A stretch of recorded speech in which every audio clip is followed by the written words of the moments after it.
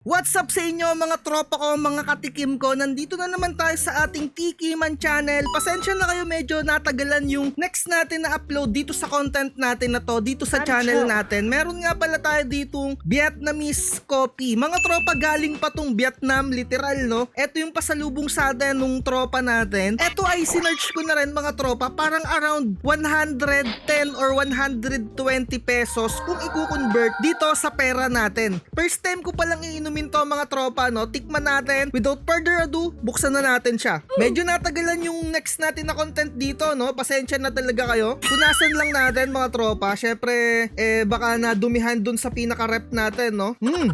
Inamoy ko na muna siya base sa amoy, parang normal na nabibili natin na coffee in can. And sa mga hindi nakakaalam no, mahilig tayo sa kape-kape. Kung nakikita nyo dito sa mesa natin no, meron tayong pulutan. Ayan, ipapartner natin sa kape. Bumili tayo ng ihaw-ihaw. Ganyan yung pinaka-itsura niya mga tropa no. Medyo napadami yung pagkakalagay ko. Ayan yung pinaka-kulay niya. Nakikita nyo naman siguro sa camera natin dito sa GoPro. Ayan. So kung titignan natin no, para siyang may pagka-chocolatey. Meron din siyang pagka-milky mga tropa no. Sa amoy niya, hindi siya ganun kalakasan yung pagkakape niya, pero nandun yung, alam mo yun, yung amoy talaga ng coffee or yung aroma ng coffee. Shot na natin mga tropa.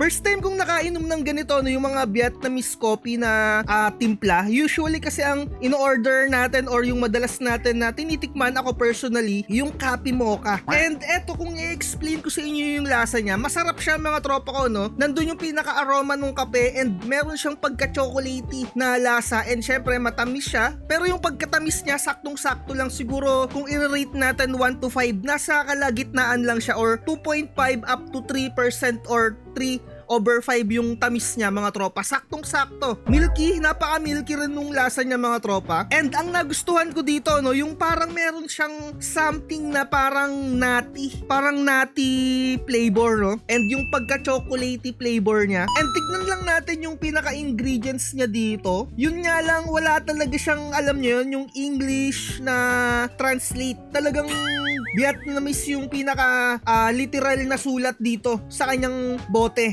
or sa kanilang can. Ayan no. Napakasarap niya mga tropa no. Para sa akin, sapul na sapul yung panglasa ko neto as Pinoy. Milky, chocolatey, medyo meron siyang pagka-nutty na flavor, yung tipong may pagkamani. Hindi ko kasi mabasa yung pinaka-ingredients niya dito kasi Vietnam yung pagkakasulat no.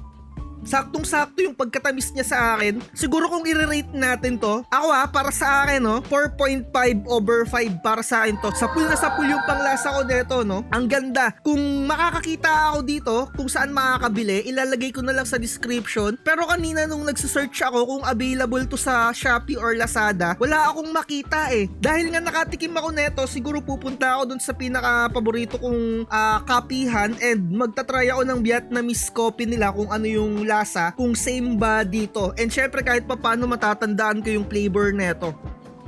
Dito na natin tapusin to mga tropa yung content natin. Isaw ang partner natin dito. Highlands Coffee. Hindi ko mabasa kasi yung pinaka pangalan niya dito no. Capuesua ata. Ewan ko kung anong pagkaka-pronounce dyan. Pero eto no, Highlands Coffee, Vietnamese coffee with milk, 4.5/5 para sa akin. Approve. Like, share, and subscribe. Shot. Sabay-sabay tara, tikman natin sa bawat shot hanggat sa kaya natin. Mga bote at baso, puno ng alak, walang susuko, basta't lahat malakas. Tikman natin lahat yan, hanggang sa magdilim na di pa